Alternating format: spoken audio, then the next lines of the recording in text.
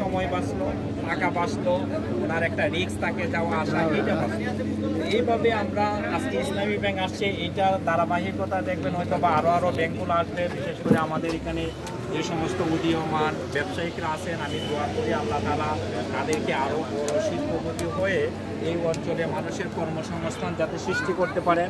আমরা এই যে আতিউর ভাই, ওই ভাই, এরপরে মুজফ্ফর ভাই, তারা খুব ভালো ট্রানজ্যাকশন করে।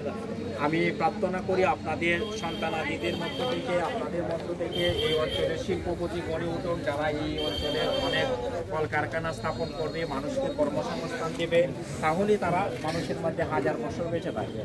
আমরা শ্রদ্ধেয় আনোয়ার ভাই ইসলামী ব্যাংকে আছেন।